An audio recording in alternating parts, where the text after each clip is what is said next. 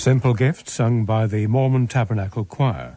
Finally this afternoon, another slice of history as Jim O'Hagan recounts the story of the Boundary Commission. Hello, Walter. On the 6th of December 1921, a young Irishman wrote to his friend, "Will anyone be satisfied with the bargain? Will anyone? Early this morning I signed my own death warrant." That man was Michael Collins, the famous Irish guerrilla leader. And the bargain he was referring to was the signing of the Anglo-Irish Treaty at 10 Downing Street between representatives of Dáil Éireann and the British government of Lloyd George, which ended the Anglo-Irish War of the previous few years and set 26 counties of Ireland on the road to independence. One part of that treaty, the proposal to set up a so-called Boundary Commission to determine the border between the new Free State and Northern Ireland, made the signing more palatable to Collins and the other Irish representatives, or plenipotentiaries as they were called. And it is that story and related events I'd like to sketch for your listeners today. Let's go back a bit, Walter. A few weeks ago, I recounted O'Connell's repeal of the Union campaign of the 1840s, which petered out largely due to the famine of the later years of that decade. But the desire for independence of a majority of the Irish people and the opposition to independence by a sizable minority in Ireland never really died away as the 19th century progressed. 2 Home Rule bills had been introduced by the Liberal Prime Minister Gladstone in 1886 and 1893 respectively, but both had been defeated. Gladstone said his mission was to pacify Ireland. However, from 1910 up to the First World War was a very turbulent time politically between nationalists and unionists, as efforts were made by Asquith's Liberal government to grant Home Rule by way of the 1912 Bill. A Liberal member of the House of Commons, W.G. Agar Robates, on the 11th of June 1912, proposed as an amendment to the bill the exclusion of 4 northern counties, Antrim, Down, Londonderry and Armagh. Thus the idea of partition began to be considered by the government as a means of avoiding possible civil war in the country. Earlier, Unionists had spoken of the need to make special provision for the whole of 9-county Ulster. But these 4 counties were those that had county-wise an overall Unionist majority. Later this hardened into demands by Unionists that the 6 counties we know today as Northern Ireland be excluded. Finally, in September 1914, after civil war had all but been averted, Home Rule was placed on the statute book, but with an amending clause that it was not to come into operation until the First World War ended, and only after special provision had been made for the 6 northern counties. However, after 1916 and the executions of many of the leaders of the Easter Rising, the mood of nationalist Ireland darkened, and in 1918 in December, 73 Sinn Féin MPs were returned in the Westminster general election. Sinn Féin demanded a republic in Ireland, a concept far in advance of Home Rule.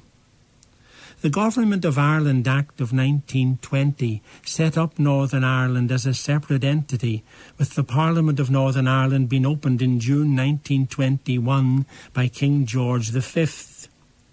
From 1919, though, until a truce was called in July of 1921, a bloody Anglo-Irish war raged in the country, with the RIC, British Army and Black and Tans on one side, and the IRA, led by Michael Collins, on the other. The treaty talks began early in October 1921 at Downing Street. The Irish side consisted of 5, led by Arthur Griffith, who founded the original Sinn Féin in 1905, and which is not to be confused with the modern-day party of that name. The delegation included Michael Collins. The British side, headed by the Prime Minister Lloyd George, included such people as Winston Churchill, then Secretary of the Colonies, Austen Chamberlain, and F.E. Smith, Lord Birkenhead. The negotiations were long and arduous and centred chiefly on the status of the proposed new state of Ireland in Irish minds, for the Irish delegates fought hard for the essential unity of the country and for it to be an Irish republic. The British, on the other hand, ever mindful that partition had already occurred, offered Dominion status for the 26 counties, and at a later stage, when the proceedings threatened to break down completely, Lloyd George produced his master strategy of getting around the problem of Ulster, as the 6 counties continued to be called. This was the idea of a boundary commission to be set up to determine the exact location of the frontier, taking into account, and I quote, the wishes of the inhabitants so far as may be compatible with economic and geographic conditions. Indeed, Walter, at one stage, Lloyd George apparently informed the Irish delegation that if he couldn't get Sir James Craig, the new Prime Minister, to move on his not an inch policy, then Lloyd George himself said he would resign as British Prime Minister. The Irish delegation took up the idea of the Boundary Commission only after a lot of wrangling.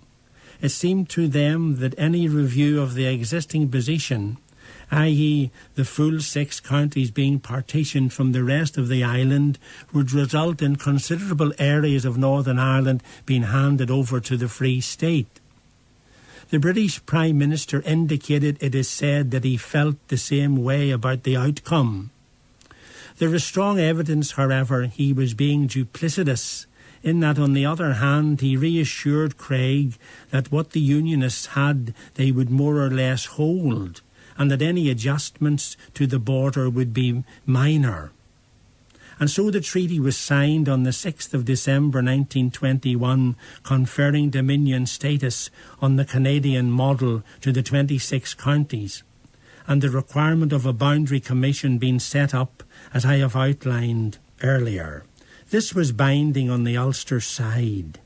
Thus Griffith, Collins and company felt that the result of the Boundary Commission would render Northern Ireland to be so diminished in size that economically the essential unity of the country would be assured in the not-too-distant future.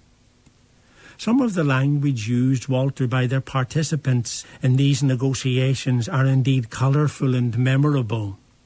We have Churchill's famous phrase about the dreary steeples of Fermanagh and Tyrone looming into view and always becoming points of dissension once agreement was in sight. He also spoke of Arthur Griffith as being a rare character, in that Griffith struck him as a silent Irishman. Obviously, Winston had not met many silent Irishmen. Again, on Collins, he observed that on one occasion Michael looked as if he were about to shoot somebody, preferably himself. The earlier negotiations over Home Rule had Asquith, to paraphrase him, saying on one occasion that the county of Tyrone was the most damnable invention ever thought of by man. Arguments over the agreement raged in Southern Ireland and split the country in two, and eventually caused the civil war between supporters of the treaty and opposition to it by Eamon de Valera and his supporters. So it was 1924 before arrangements for the setting up of the Boundary Commission could be put in place. By then Griffith and Collins were dead, and Lloyd George had fallen from power. There was a difference of opinion from the beginning between the North and the South as to what the role of the Commission was, caused to an extent by the way, as I've said, Lloyd George allegedly handled both sides during the treaty negotiations. and this came into sharp focus when the Free State government asked the British to set it up. It's well to remember that in 1922 Sir James Craig had repudiated it altogether with his philosophy of what we have we hold, and now in 1924 refused to nominate a commissioner. The other two were to be nominated by the Free State and British governments respectively. Craig had not signed the treaty, but the British had done, and thus were faced with a dilemma. It's true, too, that many people living in large parts of Tyrone and Fermanagh and smaller numbers living in South Down, South Armagh and Derry wished to be part of the new Free State. Equally, the Unionist inhabitants of a strip of East Donegal and North Monaghan wanted to be governed from Belfast. The clause, let's remember, had been very instrumental in convincing the Irish side to sign the treaty, so the matter could not be ignored. The British government appointed as their representative and chairman a Mr. Justice Feetums, a retired South African judge, and a Mr. J.A. Fisher, a North of Ireland Unionist and friend of Sir James Craig, as an extra commissioner of their own to represent the North. The Free State representative was Owen MacNeill, the distinguished Irish scholar, who was born in 1867 in Glenarm, County Antrim. As a boy, he had attended St. Malachy's College in Belfast and was incidentally the uncle by marriage on the father's side of Brian Moore, the famous Belfast novelist. Moore also attended St. Malachy's, and I remember some years ago now the president of that college saying that these two men were perhaps the most famous of that school's past pupils. I read somewhere that Owen MacNeill did not enjoy much his school days there, whilst Brian Moore himself has stated his school days at St. Malachy's were not the happiest days of his life. Ah well, Sir Winston Churchill did not particularly remember Harrow School as a pleasant place either, even though he is perhaps that school's most famous ex-pupil. All three, Churchill, MacNeill and Moore, have left their mark in their own way on the historical and cultural life of Ireland. MacNeill went on to co-found in 1893 the Gaelic League in Ireland and was a prominent influence in the formation of the Irish Volunteers in 1914 and on the men of the 1916 Rising. Ironically, he did try to stop the Rising taking place. The Commissioner spent most of 1925 touring the border area, taking evidence from, it is said, all and sundry. During this time, Owen MacNeill came to an agreement with his fellow colleagues that their deliberations would not be disclosed during their perambulations. They also agreed amongst themselves, and this was to strongly backfire on MacNeill later, that a joint report was to be signed and that it should not be published unless it was one which all of them could append their names. MacNeill, no doubt, certainly in the initial stages of the Commission's work, believed that, like Griffith and Collins before him, large areas of the North would be ceded to the Free State. He obviously had not paid much heed to statements by Lord Birkenhead and Austin Chamberlain at the outset that their interpretation of the Commission's function was for it to buttress the Northern Government's jurisdiction over the territory of the 6 counties it had been given, save for a few parishes here and there. Suddenly, on the 7th of November 1925, the Morning Post published a statement, obviously an inspired leak, that the Commission was to recommend the border being left as before, except that part of East Donegal was to be handed over to the North, and that some small gains elsewhere to be made by the South. For a couple of weeks nothing more was heard, and then MacNeill resigned from the Commission on the 20th of November. Speaking at the time, he said that he could not agree with the report which was soon to issue. Some days later he also resigned from William Cosgrove's government in the south, where he had been Minister of Education in the Dáil. The whole matter caused considerable embarrassment to the Cumann na Gael government, where its representative MacNeill was seen to be misled and shoring up partition instead of dismantling it. MacNeill's political career was more or less finished by this, though he continued as Professor of Early Irish History at University College Dublin until his death in 1945. Both the Free State and British governments were afraid that if the report of the Commission's findings were published and implemented, considerable administrative chaos, even bloodshed, might result. Accordingly, representatives of the Irish and British governments met at Chequers on the 28th of November 1925 and negotiated an amendment to the treaty in such a way as to revoke the terms of the Boundary Commission in return for the Irish side obtaining relief from financial obligations undertaken by the Free State government under the treaty. The report of the Boundary Commission, interestingly, was not in fact published until 1969, 44 years after its conclusion. Sir James Craig met the Free State ministers at this conference, and while they found him as uncompromising as ever over the border, he did say to one of them, Kevin O'Higgins, "Anything I can do to help you get what you can off these fellows, I will." What a remarkable comment, Walter. It shows, I feel, that both sides in Ireland did not much like the British government at that time. The Nationalist Irish News in Belfast was not, it seems, unduly concerned about the boundary settlement.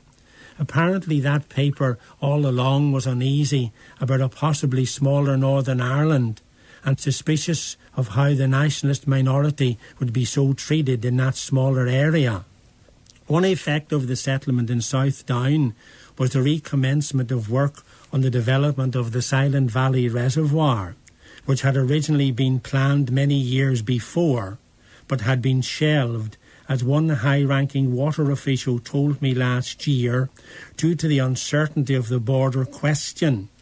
It eventually was completed in the early 1930s. The Free State signatories to the treaty came under heavy fire with hindsight from many historians for agreeing to an article in the treaty about the border couched on such vague terms, containing as it did the phrase relating to economic and geographic conditions.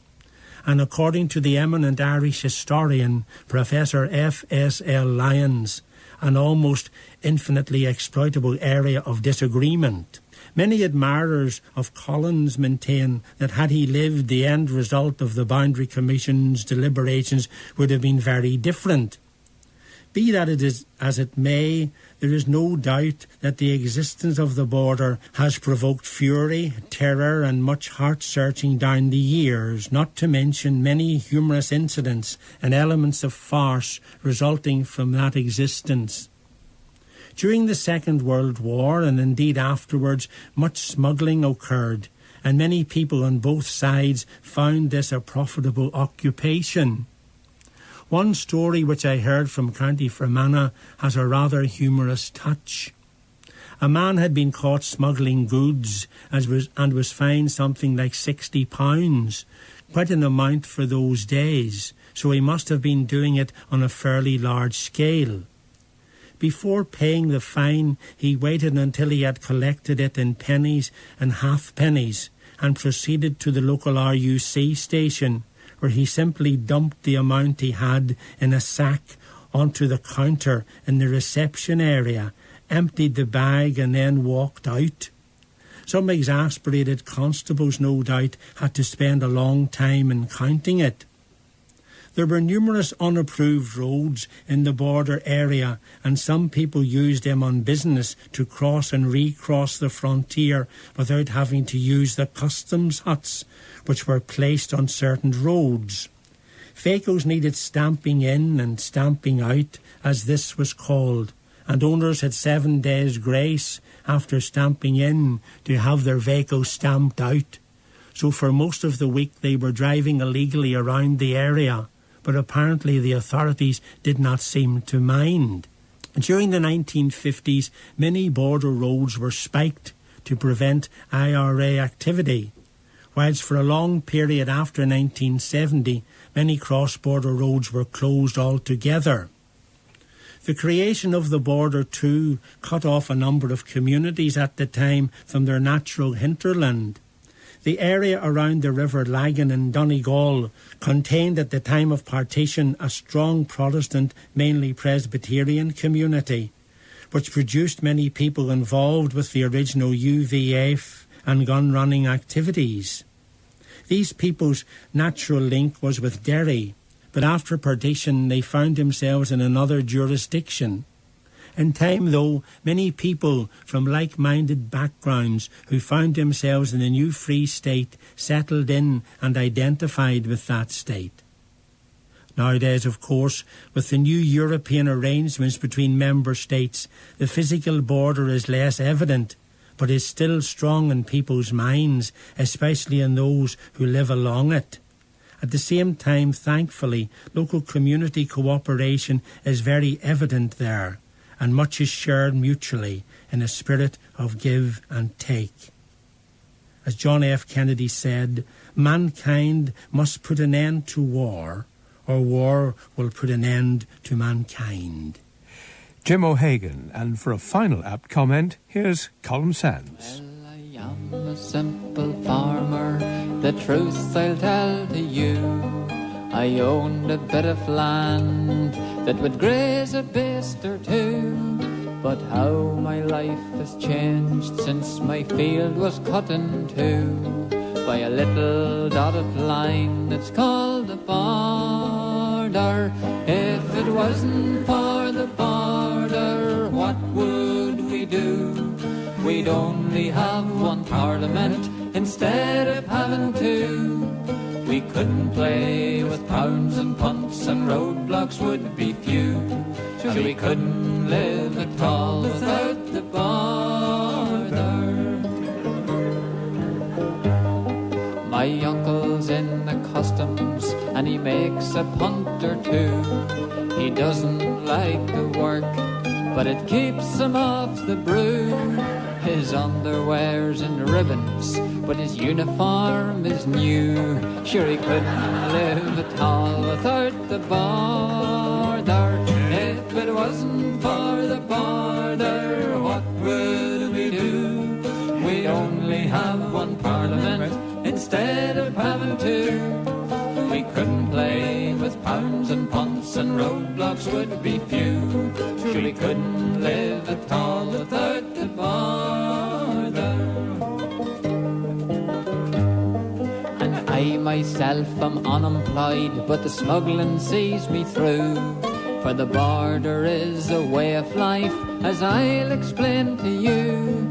For I draw the dole in Uri, and in Dundalk I draw it too. Sure, I couldn't live at all without the border. If it wasn't for the border, what would we do? We'd only have one parliament instead of having two. We couldn't play with pounds and punts, and roadblocks would be few. Sure, we couldn't live at all without